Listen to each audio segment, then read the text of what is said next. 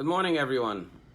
Albert Einstein was once asked if you could go back in time and meet one great personality in history, who would you want to meet? And he said, I would want to meet Moses and ask him one question. Did you ever imagine, did you ever think that the Jewish people would still be following your laws? This week's Torah portion, we read about a man by the name of Korach, who led a rebellion against Moshe Rabbeinu and challenged his authority and his leadership. And he said, who appointed you to be the leader? Why are you superior and greater than everyone else? Are we not all a holy nation? Isn't every member of the community holy? Isn't God within each and every one of us? And Moshe Rabbeinu's answer is still heard until this very day.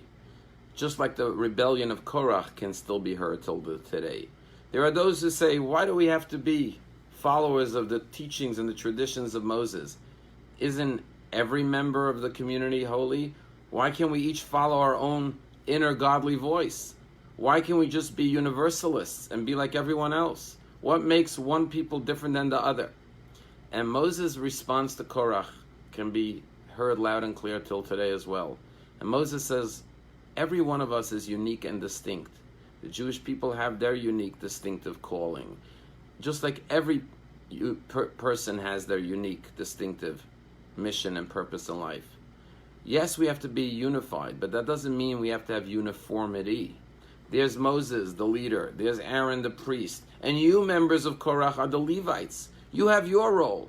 Be content and embrace your particular calling. Many times people think, I don't want to be different. But the truth is that just like a shofar has a wide side and a narrow side, but if you blow from the wide side, you can make no sound. Only when you blow from the narrow particular side can you make a loud blast. So too, every person has their calling, but they have to find their unique instrument to make their sound, their music in this world. And when you find what makes you unique and special, make that noise, make your contribution, make your voice be heard. But you don't do that by blending in and being like everyone else. You do that by embracing what God gave you as your unique mission. And so too with the Jewish people. Jewish people are a family. And just like if you love your own family, you have more love to love others, so too when you embrace and love being Jewish and practice Jewish observance and traditions, it gives you more love and more joy to spread out to the rest of the world. Today is the third day of Tammuz, the 26th anniversary of the passing of the Lubavitcher Rabbi. And I remember in 1991 with the terrible riots in Crown Heights, when a young Hasidic boy, Yankel Rosenblum, was murdered, and there were riots that erupted. Mayor David Dinkins came to the Lubavitcher Rebbe, and he said how both sides have to come together. And the Rebbe's response to Mayor Dinkins was, forget about both sides. There's only one side, one people, all under God's protection. That's our mindset as Jews. We are all one. That doesn't mean that we lose our uniqueness and our distinctiveness.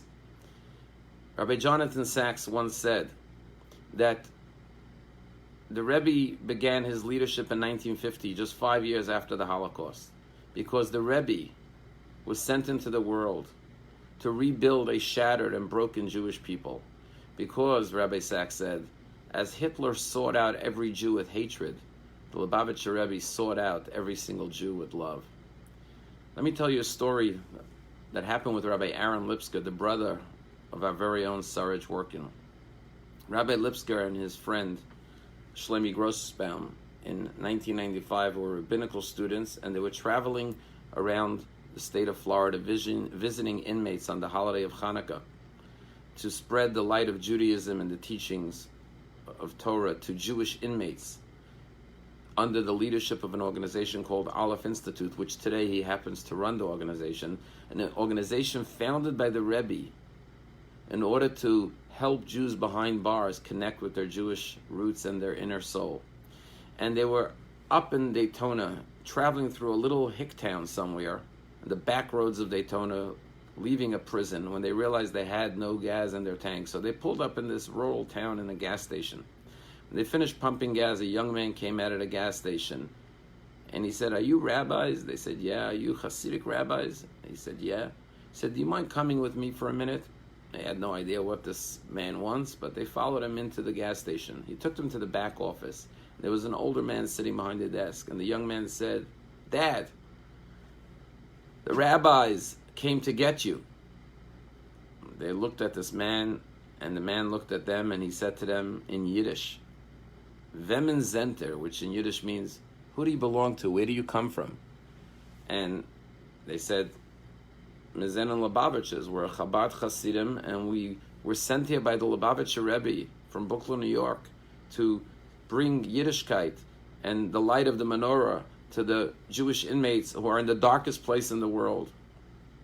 The man began to cry, started to wipe his tears, and they waited for him to stop crying, and then he looked at them and he said, "Let me tell you something. I was born in Hungary. When I was 19 years old, the Holocaust broke out, and my entire family was sent off to the concentration camps. My entire family, my parents, my grandparents, my siblings, they were all gassed, murdered by the Nazis, and I was the lone survivor of my family. After the war, I made my way to America, and I settled in Williamsburg, Brooklyn, and I saw the way the Hasidic community was rebuilding, starting to rebuild their Jewish institutions in Brooklyn. And I was so angry, I was so bitter, I was so broken. I said, after what we experienced, how could Jewish life go on? How can we continue being Jewish and observing and practicing Jewish life? I said, I don't want to have anything to do with this. And so I decided to move to Florida, and I moved to the most rural part of Daytona to make sure I don't live nowhere near any Jews, a town that had no Jewish identity, no Jewish institutions. And I settled here. I married a non-Jewish woman, had 3 children, and left behind my Jewish past. Just last week, I was laying in bed, and I was watching TV, and I was flipping through the channels, and suddenly I saw a Hasidic rabbi talking on TV. And then I saw that this was the Lubavitcher Rebbe addressing his Hasidim in Brooklyn, New York. Because indeed the Rebbe's Farbrengens were televised on cable TV. And I was mesmerized as I saw this Rebbe talk Torah with passion. And suddenly I heard Mama Lashon, the Yiddish language that I grew up in my home with, and memories of my parents and my grandparents and my childhood came back to me. And then I saw the Hasidim singing, and I remember the singing at my Shabbos table. And suddenly I started to cry as I was taken back to a time in my life some 6 decades ago that I had totally forgotten about and tried to bury in my past. And then the Rebbe started to talk, and the words of the Rebbe were in Yiddish, but they were translated on the bottom of the screen. And the Rebbe started to quote the promise of the prophets that said that God says in the end of days, "Va'atem teluktu echad echad," I will gather in every last Jew one by one and bring them back. And I listened to the Rebbe say how there is no such thing as a forsaken Jew, an abandoned Jew, how God loves each and every one of us, and God will find each and every one of us and bring us back home. And the next morning I was shaken, and at the table I told my family what I had experienced and how it took me back to my childhood. And that's why when my son saw you rabbis pumping gas, he came out and he asked you who you were. When you told me you were Hasidic rabbis, he asked you to come back to talk to me. And he said, "Dad, they came to get you. The Rebbe sent them." And now Rabbi Aaron Lipsker realized why they stopped in this gas station to find this Jew.